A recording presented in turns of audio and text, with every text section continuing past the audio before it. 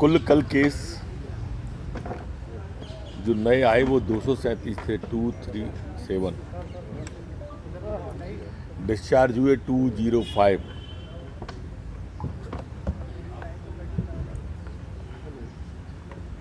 Death भी एक हुई है पूरे। हाँ, कल का बता रहा हूँ।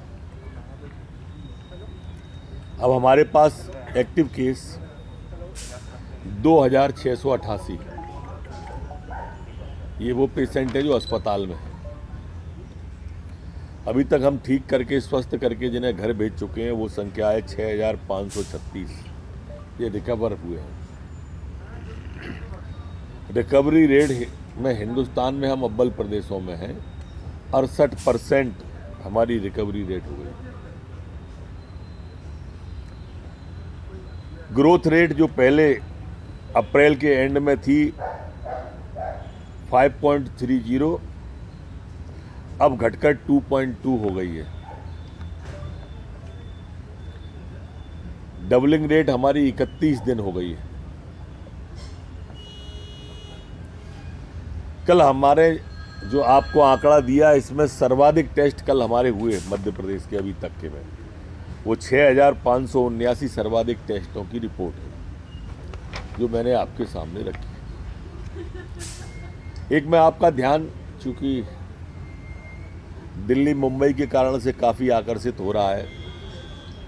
देश की राजधानी और देश की आर्थिक राजधानी में बिस्तर नहीं मिल रहे मरीजों को। हमारे यहाँ का भी एक नौजवान वीरगति को प्राप्त हो गया, सिर्फ इसलिए कि दिल्ली में भटकता रहा। दिल्ली के मुख्यमंत्री का वो बयान भी आपने सुना होगा जिसमें उसने कहा कि हम दिल्ली के अंदर किसी बाहर के आदमी का इलाज नहीं करेंगे। दिल्ली सरकार के आपने बयान मुख्यमंत्री की और विज्ञापन भी देखे होंगे जिसमें वो कह रहे हैं कि आप घर पर ही क्वारंटाइन हो जाओ, घर पर ही रहो, अस्पताल में मत आओ। ये दिल्ली बम्बई दो की हालात के बाद मैं मध्य प्रदेश की तरफ आपका ध्यान आकर्षित करने चाहता हूँ। इसका मतलब ये कोई बिल्कुल भी नहीं है कि हम कोई विजेता हैं। ये कि मध्य प्रदेश की तैयारी कैसी है आपके माध्यम से दिल्ली तक जरूर जाए, जब दिल्ली की तैयारी आपके माध्यम से हम तक आ रही है। अब आप देखें, हमारी मैंने जैसा आपको बताया वैसा थोड़ा तुलनात्मक देखें। आज हमारे रनिंग केस हैं, एक्टिव केस हैं 2688 और इनके लिए बिस्तर हमारे पास तैयार हैं 23,261। ऑक्सीजन बेड अब हमारे पास कंफर्म केस और सस्पेक्टेड केस, जो सस्पेक्टेड केस होते हैं वो भी हमारे पास में है और दोनों को अगर हम योग बनाएं तो होता है 3,345। ये हमने बढ़ा के कर रखी है 5,200 बेड और 15 जून तक ये संख्या बढ़ा के हम कर देंगे 12,000। 15 जून में 8 दिन बाकी हैं, ये भी ध्यान रखें। हमारे लगभग अंतिम स्टेज पर ये ऑक्सीजन के बेड की संख्या इतनी तेज़ी से बढ़ रही है। ज़रूरत कितने की है और आप देख रहे होंगे कि हम तैयारी कितनी कर रहे हैं। थोड़ा आगे की ओर ले चलूँगा मैं आपको आईसीयू के बेडों की तरफ। अभी हमारे भोपाल में 108, इंदौर में 108, भोपाल में 98, ऐसे दोनों का योग भी मिला लें, मध्य प्रदेश का पूरा योग मिला के बताऊँगी कि जिले की जगह तो 206 एक्यूपाइड हैं हमारे पास है। और उसके विरुद्ध हमारे पास 1,000 से अधिक बेड वो उपलब्ध है, आईसीयू बेड, और ये 30 जून तक 2,000 हो जाएंगे। हमारे 2 निरीक्षक जो वीर गति को प्राप्त हुए थे, चंद्रपाल यादव, देवेंद्र चंद्रवंशी, उनको 50 लाख रुपए दिए जा चुके हैं। कर्मवीर योद्धाओं के तहत नौकरी दी जा चुकी है और अब ये तय किया है कि कोविड-19 में महामारी के नियंत्रण में सराहनीय सेवा प्रदान करने वाले सभी कर्मवीर योद्धाओं को कर्मवीर योद्धा पदक दिया जाएगा मध्य प्रदेश की पुलिस के अंदर।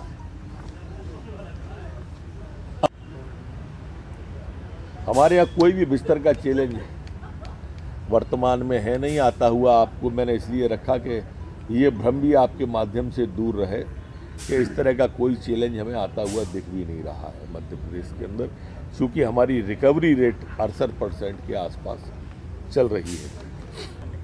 पूरा का पूरी प्लानिंग करी हुई रखी है, इंदौर की भी, भोपाल की भी, मध्य प्रदेश की भी, और हम सने सने खोलते भी चले जा रहे हैं, धीरे धीरे बढ़ते जा रहे हैं। देखो मित्रों, सरकार को जो करना चाहिए वो सरकार कर रही है।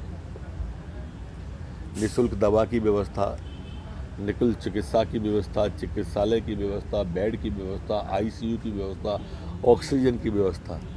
लेकिन सरकार सोशल डिस्टेंसिंग के लिए तो हर घर पे खड़ी नहीं रह सकती।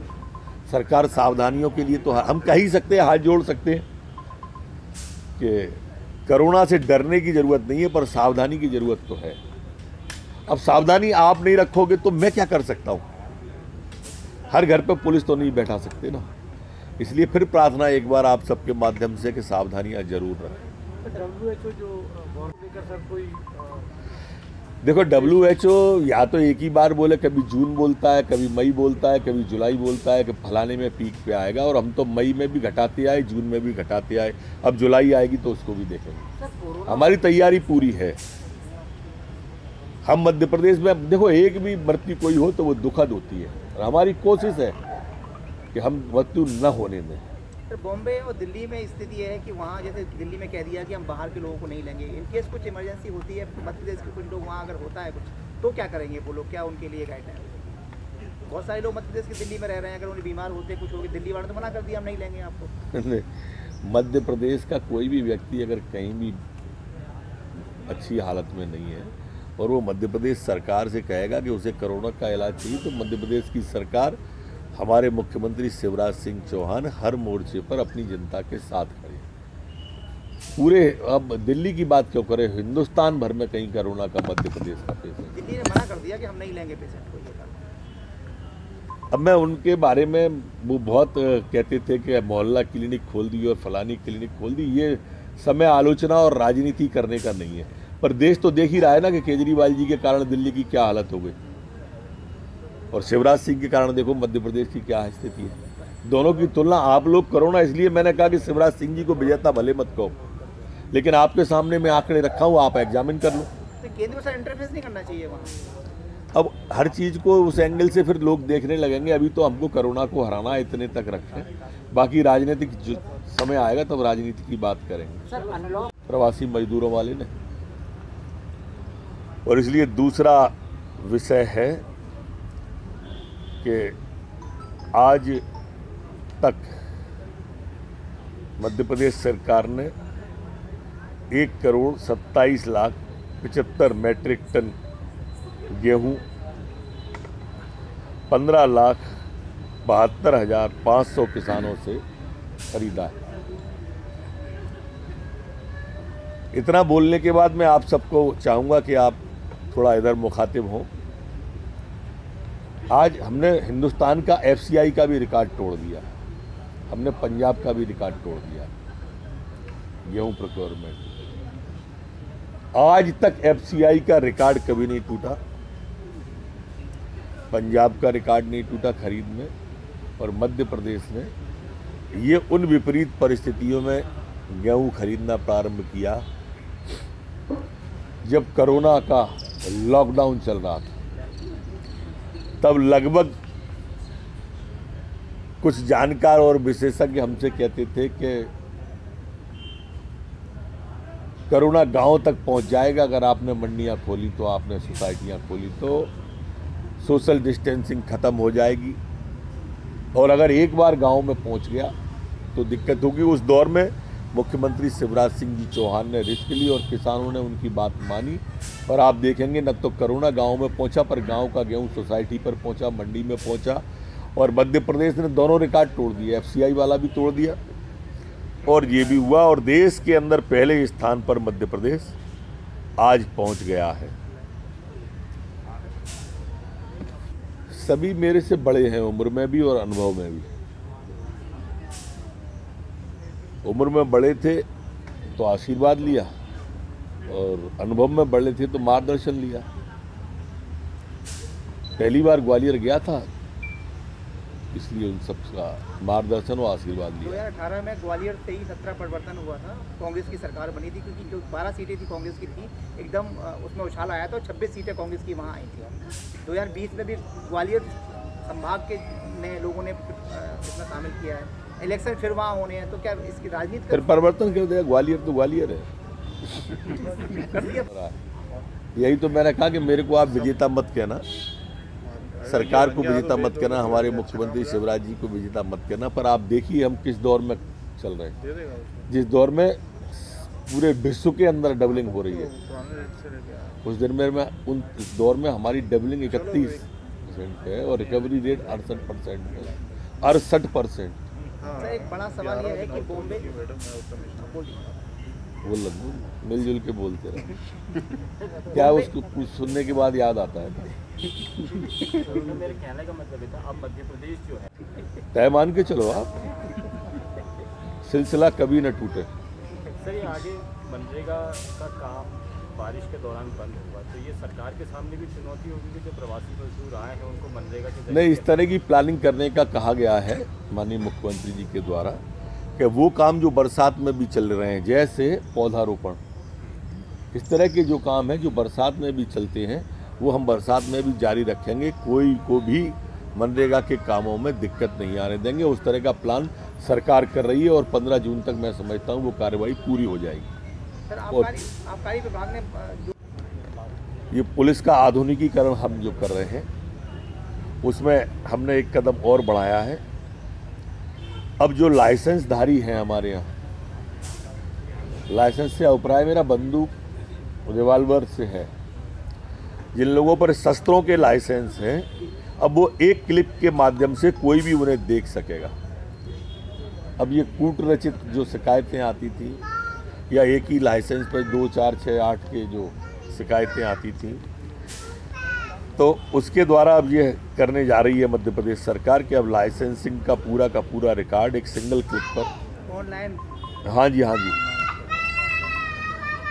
हमारी सरकार NDAL national database of arms licence information system ALIS नामक यह सिस्टम लागू करने मध्य प्रदेश में जा रही है और ये कलेक्टरों को सभी को निर्देश दे रहे हैं। अब पूछो। जैसे अभी हमारे पास में अलग अलग तरह के प्रस्ताव हैं, कल हम किसी निष्कर्ष पर उस पर आ जाएंगे। सरकार तो नहीं बेचेगी, लेकिन हम नए टेंडर छोटे छोटे करके निकालने पर विचार कर रहे हैं। और जब तक वो टेंडर होते हैं, शायद हम उसमें 12 से 15 तारीख के बीच में, मतलब इसी जून के ही अंदर की बात कर रहे हैं, तारीखें भी मैं इसलिए कह रहा हूँ। और तब तक के लिए हम छोटे 7 दिन का टेंडर, 3 दिन का टेंडर, 10 दिन का टेंडर निकाल देंगे।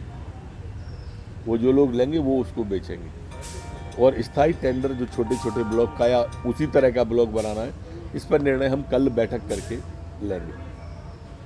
और पूछो। गवर्नमेंट भी चला, बाड़ी का भी आया। अभी कार्रवाई नहीं, हम तो हाथ ही जोड़ रहे हैं भाई सबकी जनता की। सर मारपीट की हम कार्रवाई के लायक नहीं, और हमारे ऊपर मारपीट की घटना न करें। वो डॉक्टर के ऊपर नहीं है, वो घटना मेरे ऊपर ही है। आप हमको ही मारते हैं, हम रात दिन आपकी सेवा में लगे। आप पुलिस पे हाथ नहीं उठाते, आप मेरे पे ही हाथ उठा रहे हैं। ऐसा क्यों कर रहे हैं? कृपा करो, हम आप ही के लिए तो कर रहे हैं जो कुछ कर रहे हैं, हम अपने लिए क्या कर रहे हैं इसलिए जो भी निर्देश हो उनका पालन करो।